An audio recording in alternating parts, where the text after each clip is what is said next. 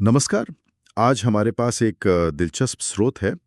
ओम नमः शिवाय, शिव कृपा का आह्वान से कुछ अंश।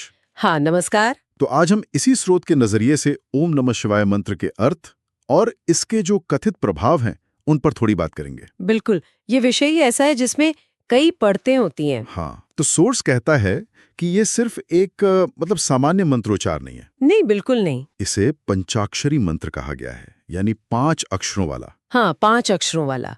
और सोर्स इसे आत्मा और शिव के बीच एक पुल, एक ब्रिज की तरह बताता है। अच्छा, एक ब्रिज। ये काफी गहरा विचार है। और जानना यह भी दिलचस्प है कि इस दस्तावेज के मुताबिक इसके जाप से क्या फायदे हो सकते हैं। हाँ, फायदे जैसे इसमें मन की शांति पाने की बात है और वो नकारात्मकता दूर करने की, जीवन में एक नई ऊर्जा महसूस करने का जिक्र है। शांति और ऊर्जा, ये तो ऐसी चीजें हैं जिनकी जरूरत शायद हम सभी को होती है। बिल्कुल। तो इस स्रोत में जो ज्ञान दिया गया है उसे थोड़ा और देखते हैं। स्रोत इसे शिव कृपा का आवाहन भी कहता है। हाँ, इन्वोकेशन ऑफ ग्रेस। हाँ, तो इस नजरिए से ये प्रक्रिया काम कैसे करती है फिर?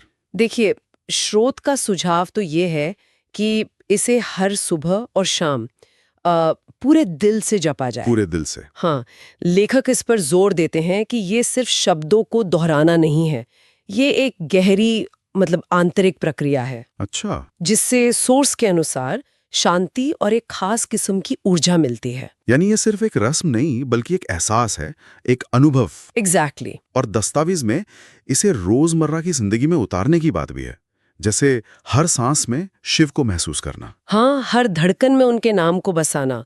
ये सिर्फ वो सुबह शाम वाले जाप तक सीमित नहीं है। नहीं, ये तो उससे कहीं आगे की बात लगती है। बिल्कुल।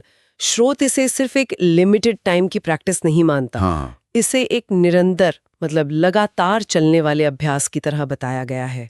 अच्छा, निरंतर। हाँ, जिससे रोजमर्रा का जीवन ही एक तरह से कह सकते हैं शिव की चेतना से भर जाए। शिवमय। शिवमय। ये शब्द अपने आप में बहुत कुछ कहता है ना? और इसी संदर्भ में स्रोत इस मंत्र की शक्ति को अनंत भी बताता है। अनंत शक्ति। ये विचार कि मंत्र सिर्फ कुछ पलों का जाप न होकर पूरे दिन का एक एहसास बन जाए, ये वाकई काफी गहरा है। हाँ। और स्रोत का अंत भी देखिए, हर हर महादेव के उद्घोष से होता है। हाँ, वो जैसे पूरी भावना को, उस पूरे विचार को एक तरह से समेट देता है। बिल्कुल। तो अगर हम इस स्रोत से मिली बातों को समेटें तो हमने समझा कि ओम नमः शिवाय को एक बहुत शक्तिशाली पंचाक्षरी मंत्र माना गया है। हाँ, इसमें कोई शक नहीं, सोर्स तो यही कहता है। इसे आत्मा और शिव के बीच का सेतु बताया गया है। और ऐसा माना जाता है कि ये शांति, सकारात्मकता और ऊर्जा ला सकता है। और खास बात यह है कि स्रोत सिर्फ जपने पर नहीं रुकता। हाँ, वो रोजमर्रा के जीवन के अनुभव में शामिल करने की बात करता है। सही कहा। और जैसा कि स्रोत इसे शिव कृपा का आह्वान कहता है। हाँ, कृपा का आह्वान। ये सोचने वाली बात है।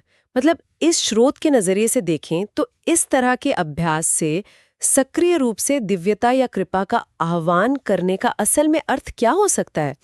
ये एक सवाल है जिस पर श्रोता अपने